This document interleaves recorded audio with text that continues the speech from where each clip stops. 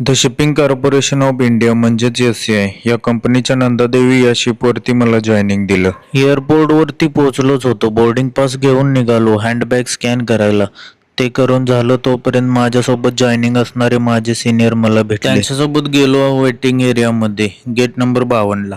बसून काय करायचं म्हणून थोडे फोटो काढले आणि तोपर्यंत बोर्डिंग चालू झालं आणि मग निघालो बोर्डिंग पास दाखवून फ्लाईटमध्ये बसायला आणि बसलो एकदाच विमानात. विमानात काय सेफ्टी आहे आणि त्याचा उपयोग कसा करायचा ते सांगितलं. कंपनीनं तिकिटासोबत ट्रायपॉड दिलं होतं ते खात बसलो. थोड्या वेळानं मग बाहेर ढग कापसासारखं दिसायला लागलं आणि 2 ते 2.5 तासाचा प्रवास करून आम्ही पोहोचलो मंगळुरू एअरपोर्टला. मग बस येऊन उभीच होती त्यामध्ये बसलो आणि बॅगा घ्यायला गेलो.